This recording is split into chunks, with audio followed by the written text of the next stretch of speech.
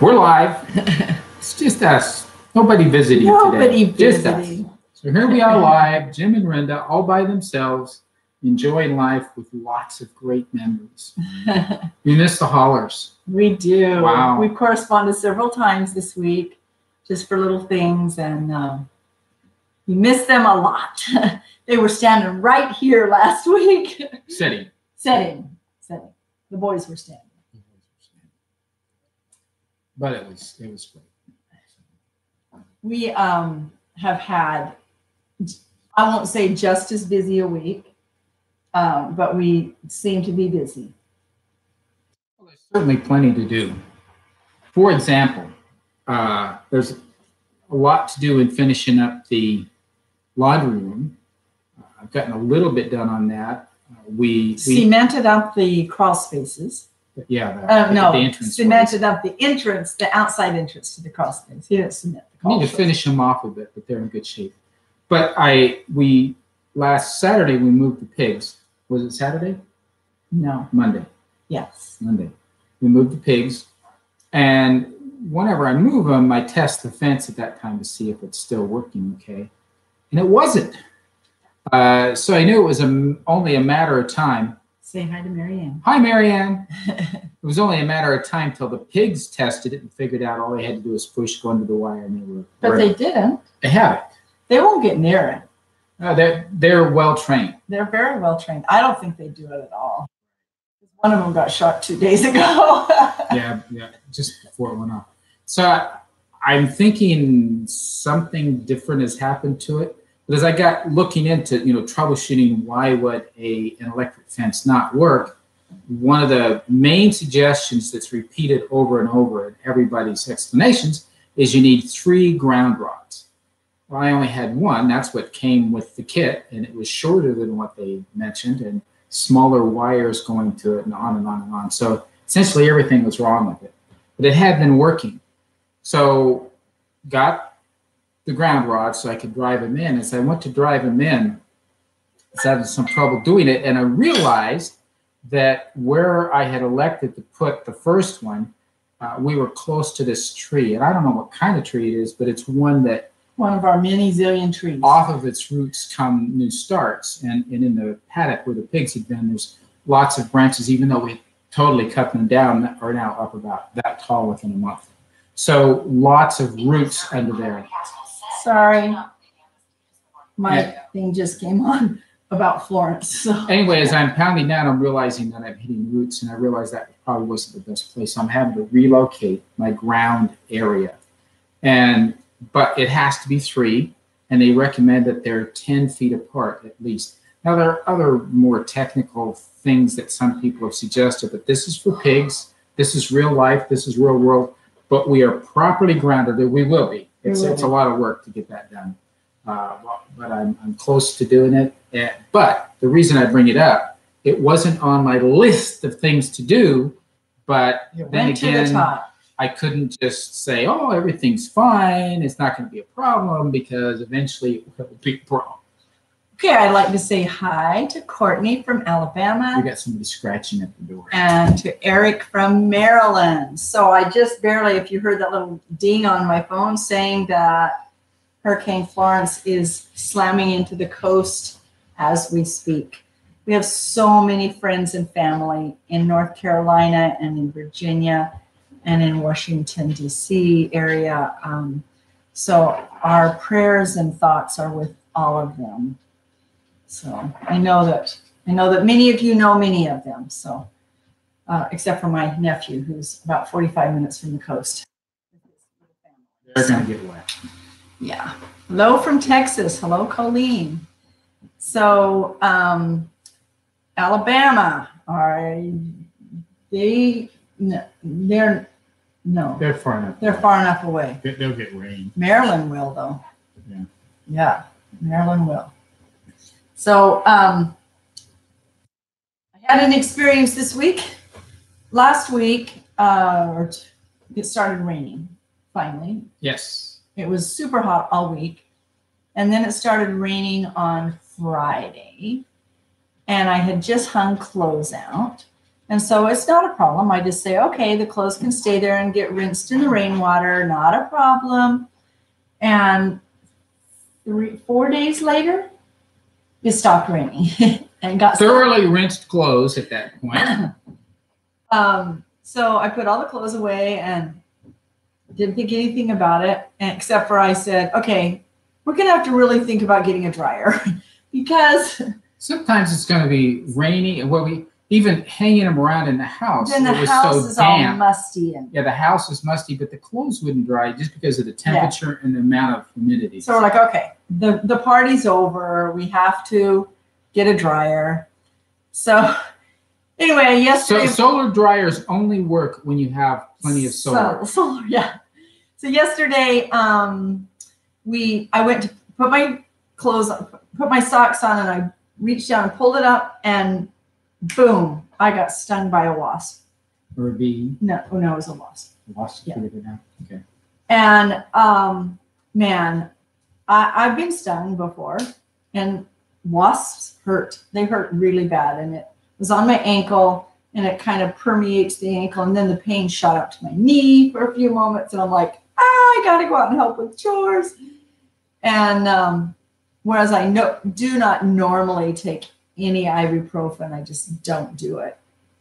I'm like, okay, inflammation, I got to get the pain gone. We're taking one ibuprofen. So I put one on and took one and went out and did my chores, and the pain subsided after a little while. But what I found out was, as I was hanging up clothes that day, is that, I hang my socks and they're kind of open. Well, on those 4 days that it was hanging there, a wasp just kind of went down inside. Then I folded them. Well, the wasp was dead, but wasps can still sting you when they're dead. They just can't go in as deep. So beware when you put on your socks. So this morning, when I put on my socks, I'm like going, turn them inside out. Because I don't want any more of those surprises. Yeah, that wasn't a good surprise at all. So, hello, Green Gables.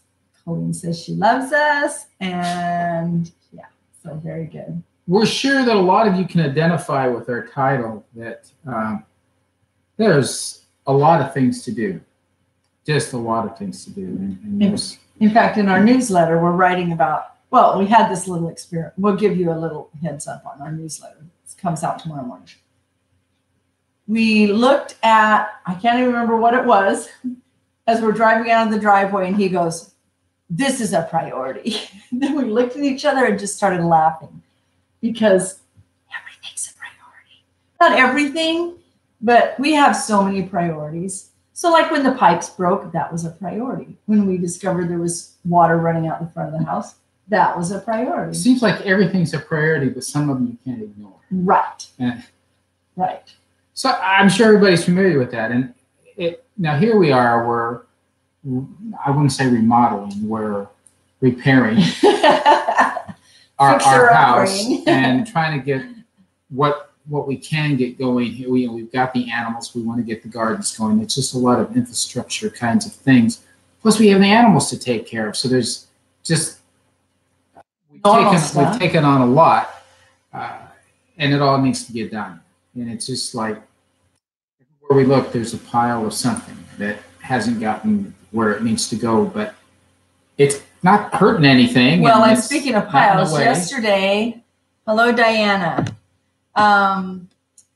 Yesterday, I said, that's enough. I've got to go clean the guest room, because it had just been, when we moved in, I put boxes in there and bedding, and there was a large storage closet. Well, and our son is coming to visit us. One of our sons is coming to visit us next week. And I'm like, okay, that's moved to the top of the list.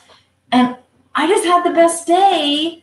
I felt like finding things we hadn't seen for a while. I felt like I was moving in. I put my china in my cupboard that I hadn't even unpacked yet. Not china, but my normal dishes and stuff. And found all kinds of stuff. It was lots of fun and super fulfilling for me to be able to do that. And now the room, I even put pictures on the wall, even some on the ugly paneling, just because that's not a priority right now. The paneling doesn't look as bad now. It's not a priority. One of our viewers said this week, hey, that's becoming retro because what's old is new again, and the younger generation is starting to buy paneling. And I'm like, hey, have them come over. They can have mine.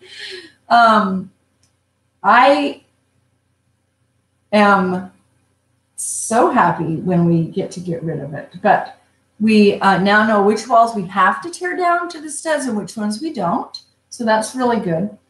Anyway, I put pictures on the wall in our bedroom and in the guest room and in the hallway, and it just feels a lot more like home. So, the chick report, they're starting to get, some of their feathers aren't the fluff anymore. They're starting to look like real feathers. Just the beginnings of it, and they are getting bigger. They're healthy. They're bigger. They're really healthy. We have lost 3 total. We had a very scary experience this week. Yes. Just as we were walking into the barn, one of the lights, and we have 2 lights that are on the sides, one of the lights exploded, and all I could see was this huge, like almost flame underneath where the chickens were. So I'm like, you know, pulling the lid up, and it wasn't a fire, but the red glass had shattered everywhere. So I'm checking chickens to make sure if any of them have glass in them. And no chickens got hurt. They were all fine. I guess none were very close to it. Weird. We had one that died the next morning, so we don't know if it was part of it. We don't know, but that's the last one that we've had die. And we were just so grateful that we were actually there when it happened. So first of all, number one, so we could see that it happened. We think it was just too hot.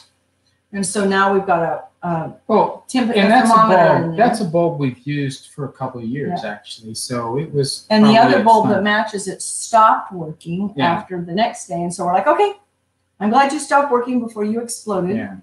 So. Well, you know, we've worked them a lot. I mean, we've raised a few different batches of chicks and used them also during the winter a couple of times when we needed it. So. We've got good service out of those bulbs. So Diane, anyway, because we were right there, we were able to take all the glass out so that the chickens didn't have to be. And these were actually bulbs. You know how you get the bulbs that are red, they're painted red, and the paint flecks off. These were bulbs that the glass was red, so that it stayed red the whole time. Yeah, we ordered them off of Amazon. So we're now out of them. Yeah. So. Yeah, and unlike like $4 or $5 for these, I think they were more like 15. Yeah, they're pretty expensive. They lasted us a long time. Yeah, they did a good job. So hello, Trish. Diana would like to know how our harvests from our gardens are going. I'll show you some of them. We're getting to the end, except for the harvest. Well, yeah, so, you know, we didn't plant a lot, so it's not everything we'd like, but based on what we had, lots of tomatoes. We're still getting tomatoes right now, which is great. I mean, that's the nature of indeterminate tomatoes. So here's some tomatoes that are frozen, right? These are my frozen ones, and I have another 4 or 5 bags in the other freezer. Just because I didn't have time to do it all right now, and I did this in Oregon, and it worked perfect just to pull them out later and process them all and make them into my marinara sauce. Now you've done a video with the sweet potatoes, right? I did. Okay. I did, with Meg and I digging up the sweet potatoes. Jim and I went in and dug up a bunch more. Yeah, so our first foray into raising sweet potatoes was a smashing success. Lots of sweet potatoes there. So we've learned a bit about how to do them a little bit better for next time. A sideline on that they're magic. They're so wonderful. They're amazing.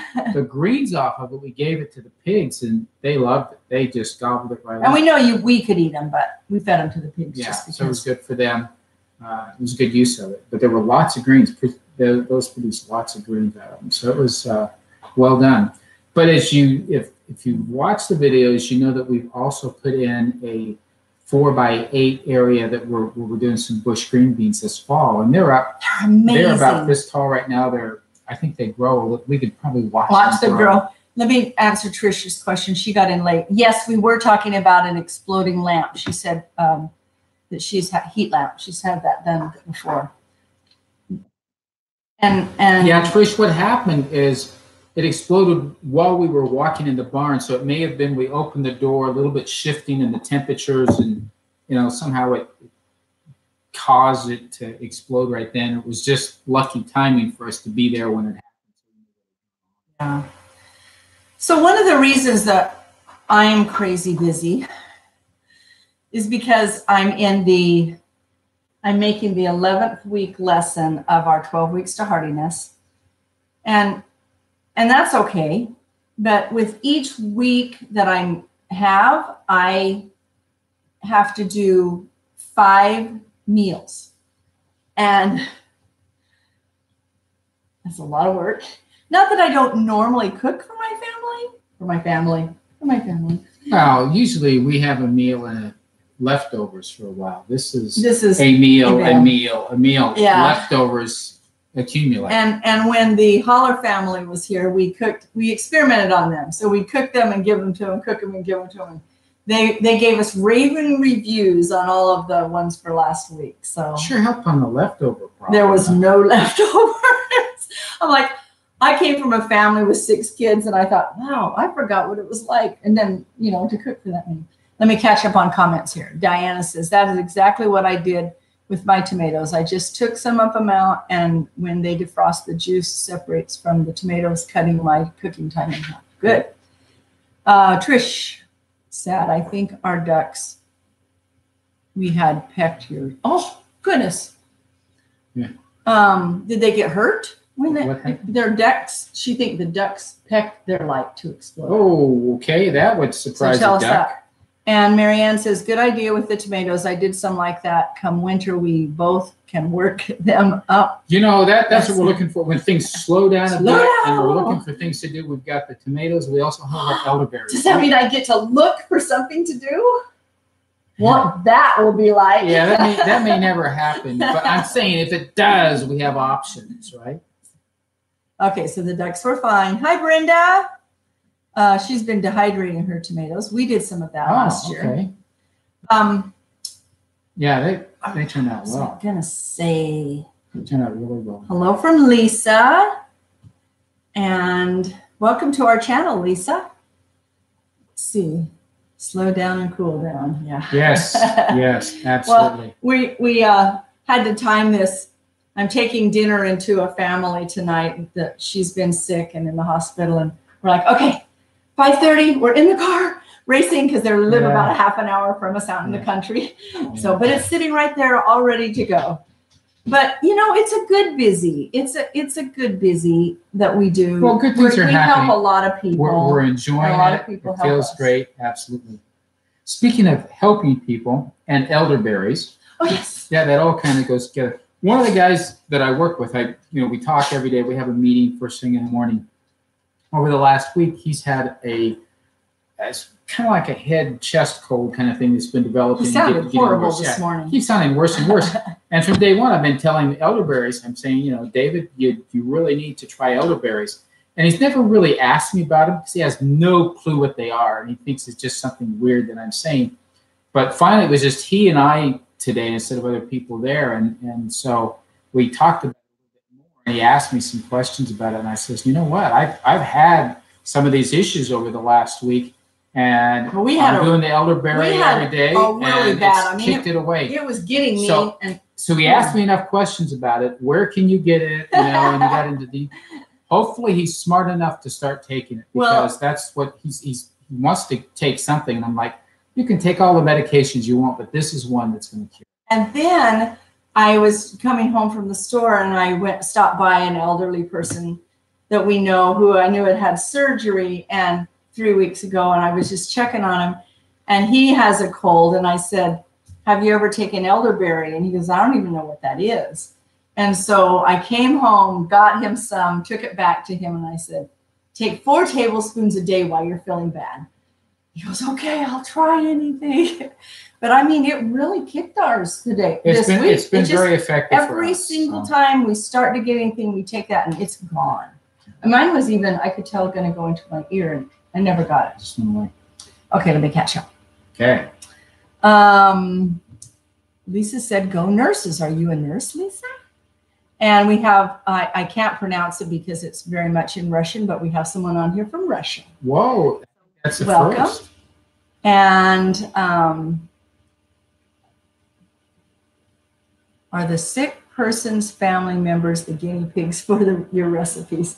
No, we've had this one before. I've made this one a lot. This one's one of our favorites. But one thing about being Linda's guinea pig is it always turns out great, so it's not a real problem. Oh, that's so kind. Yeah, that's true though. So Lisa's in Florida, but in the Gulf Coast. Okay, so you're on the other side, and it's okay. So you'll still get rain. Are you getting the winds and whatnot? The Gulf side. Yeah. So. Okay. I need to make more syrup now. So what our friend here who grows elderberries says is elderberry syrup is for pancakes. Elderberry juice is for medicine. So the juice doesn't have any sugar in it. So I think you're meaning juice, probably. She likes our mason jar. Yes. Gotta keep. And she's med surg for 21 years. Wow. Whoa, wow. A hero. I retired after 20 years last year. So. But not med surg. No, I did med surg my first year, then labor and delivery for 6 years, and then a lot of management in senior care. So cooling off here. Thankful for the winds of Florence.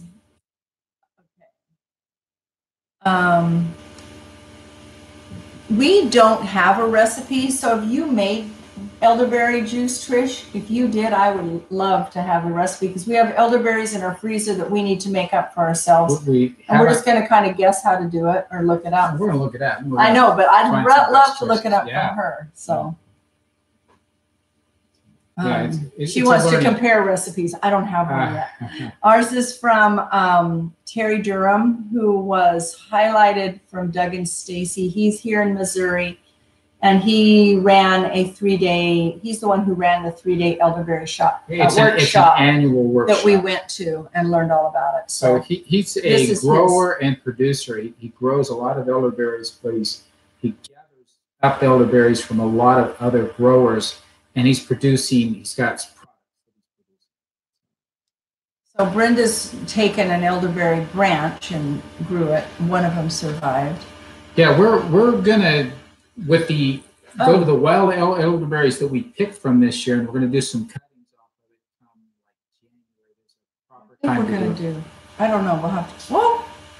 My chat just left. You clicked something. I didn't. Oh, there it is. Okay. So Green Gables says that she uses Wellness Mama recipe for elderberry. Okay, and I've used a lot of hers. Good to know. And Trish got hers from Wholesome Roots, so that's great. Okay. Please share. Yes, that'd be awesome. To Rose. So, well, and Trish will get it to us too. Okay. Thank you, Lisa. She has very nice things to say. The audio keeps cutting out. Ooh, Trish is saying that. Other people having that problem? Well, that's not good. Okay. Anyway, let us know. Nothing we can do about it. We're just sitting here. So, Trish, Diana says hers is fine. Okay, Trish, it's just you stuck in Idaho. I mean, loving Idaho. So, all right. I want to tell you what I get to look at when I look out my kitchen window. I'm staring out my kitchen window right now. And our neighbor owns, so we have a long driveway, and we own one side of the driveway, and then there's a pasture on both sides, our pasture and then our neighbor's pasture. And they're an older couple, and they're building a home. And so I don't think we could have asked for nicer neighbors than them. No. But they have 2 horses, Slick and Willie, painted one and a white one. And most of the time they're grazing right up on the hill outside my kitchen window. I love it. I just love it. So, anyway, break is over. Bye-bye, Lisa. She was watching us on her break. Okay. So that's great. Well, we have 5 minutes, and then we're going to go make somebody feel better. Yeah, that'll be good.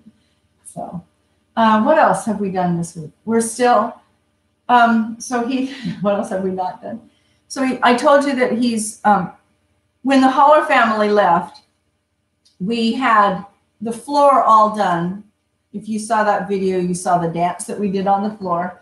And we still have the laundry room to complete underneath. And so you filled in the outside crawl space entrances. Yep.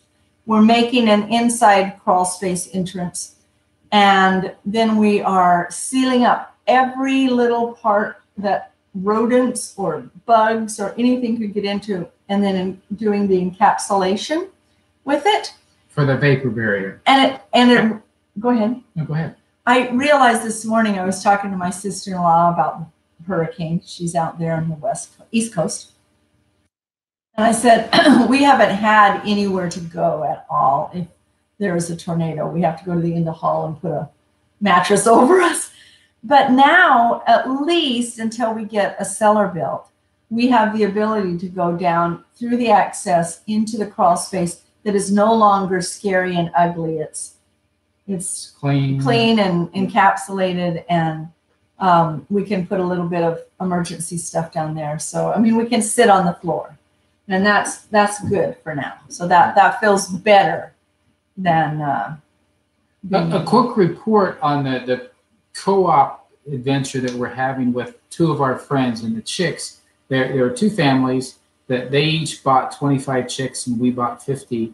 And together we're building, we shared the cost of the feed, and together we're building chicken tractors for the 4 different chicken tractors.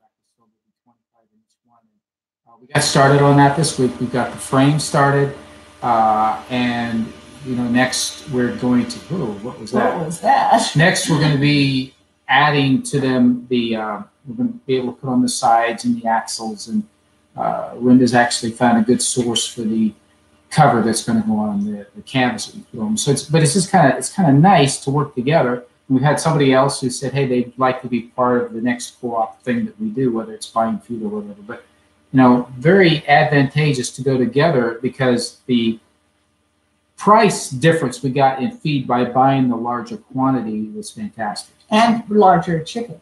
Yes. Amount of chicken. Yeah. Our price per chick dropped because we got over that. So we will give a really quick review on Murray McMurray chicken place. We have never used them before. We are super pleased with them. The chickens are very healthy. Very healthy. We were really vigorous. concerned because we don't like doing chickens through the mail, and we know people haven't had good luck with that. But these chickens were born a week ago Tuesday. We got them on Thursday, and it says what they do is they eat their egg yolk. The inside of the egg yolk goes into their body and gives them all of the nutrition and the fluid that they need for 3 days until they get here. And as soon as we put them in, they were just running all over the place. They were hungry and thirsty when they came out of that box. And the fact that only 3 of them out of 100 have we lost, that's really, really, really good. We're very pleased with them. And they gave us 3 extras, 3 surprises. Yeah, we don't know what kind they are. But they're not meat chickens. I don't know if we mentioned it before, and some of you may not be aware. What we bought on straight run, so they're all roosters. Yeah, we did all roosters, so we don't have to keep them 12 weeks. We'll harvest them at 10 weeks. We'll see how they're growing. And they're Red Rangers. But if they they're go like we suspect they will, 10 weeks will be ready to go. And Austin, one of the people working, you've met Austin before, he's building a chicken plucker. He's gathering all the materials and going to be able to he recently bought himself a welder, but he only has a few things left that he has to get. Making us a plucker. That's great. So it's going to help a lot. Really make the process go well. There'll be enough hands will get them processed really quick. Takes the middleman out of the equation. Yeah, getting it from them. Yes. Yeah, because we were going to get it at a local place here, but found out that they were shipping them in from somewhere. So we're like, okay, where's the closest one that we can go? And Murray is in Iowa. which is just above our state. Just across the border. Yep. So that was good for us. Well, we appreciate all of you coming. We're going to go do our humanitarian service now and take this meal in. And we appreciate you all visiting with us and yeah, thanks for being part of this. Sharing our adventure. So how many people did the thumbs up? To take we got 12 thumbs up. That's pretty good. I'm going to take a line from Trish. Oh, from Trish? Yes. Okay. This day that we call homestead. There you go. Bye-bye, everyone. Thank you, everybody. Bye-bye.